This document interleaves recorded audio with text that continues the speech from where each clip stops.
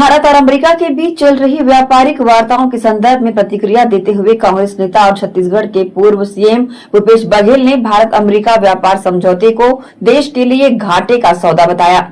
उन्होंने आरोप लगाया कि इस डील के तहत अमेरिका को 0% टैक्स और भारत को 18% टैक्स देना होगा, जिससे कृषि क्षेत्र प्रभावित होगा और भारतीय किसानों की हालत खराब होगी।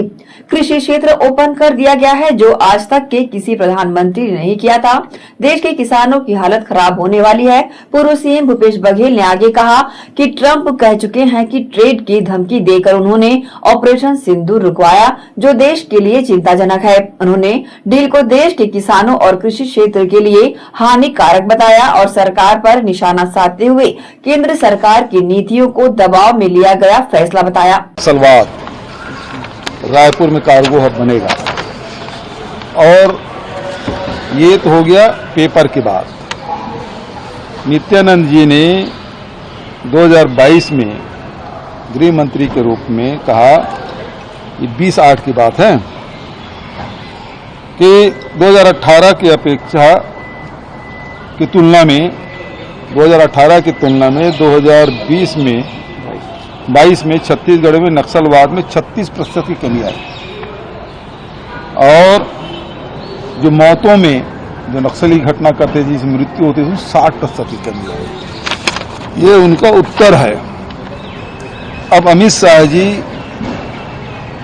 की कौन सी बात सही है, ये अमित शाह जी तय करें कि जो 22 अगस्त 2022 में उन्होंने कहा वो सही है, या उनके राज्य मंत्री ने लोकसभा में जो उत्तर दिया वो सही है, या अभी अमित शाह जी कह रहे हैं वो सही है। दरअसल पूरे मंत्रिमंडल केंद्र सरकार के प्रधानमंत्री से लेकर मंत्रिमंडल के सदस्य की मानसिक स्थिति खराब हो चुकी है।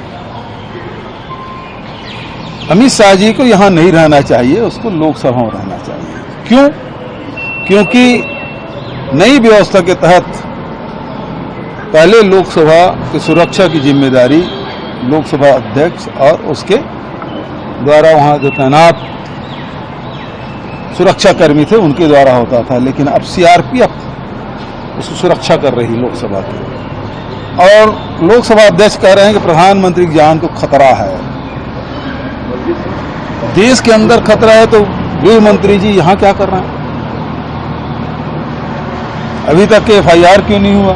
जांच की कार्रवाई क्यों नहीं हुई? दूसरी बात यह है, आज एक बड़ा आरोप डोनाल्ड ट्रंप ने लगाया है। वैसे तो 60-70 बार बोल चुके हैं कि मैंने ऑपरेशन सिंदूर रुकवाया और ट्रेड का धमकी देकर रुकवाया, और ट्रेड में क्या हुआ वो सब देख रहे हैं कि उनको 0% लगेगा और हमको 18% लगेगा, और $500 बिलियन के सामान डंप होगा भारत में 5 साल में। ये अमेरिका के लिए विन विन सिचुएशन है, हमारे देश के लिए घाटे का सौदा है। जबकि पहले $90 बिलियन के एक्सपोर्ट हम लोग करते थे और $43 बिलियन के इंपोर्ट हम करते थे, तो हमारी स्थिति अच्छी थी। लेकिन अब पासा पलट गया है। और दूसरा, एग्रीकल्चर सेक्टर में वो ओपन कर दिया गया है, जो आज तक के किसी प्रधानमंत्री ने ओपन नहीं किया था, नेहरू जी से लेके मनमोहन सिंह जी तक।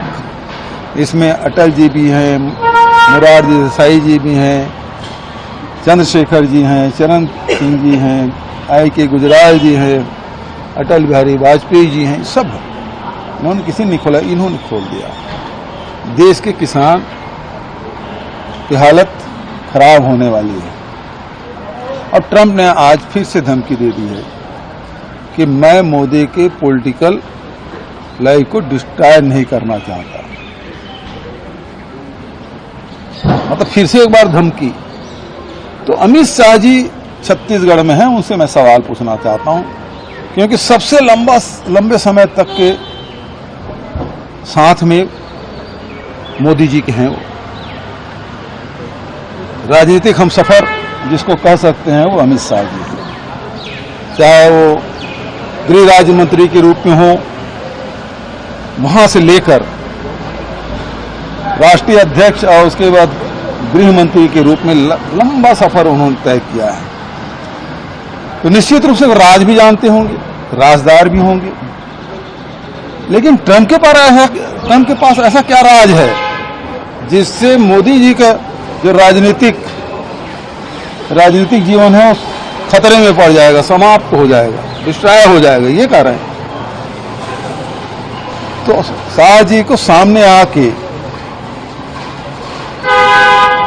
मीडिया के सामने आके बताना चाहिए तो राज क्या है, और नहीं है तो ट्रंप को उसके मुंह में जवाब देना चाहिए, मुंहतोड़ जवाब देना चाहिए।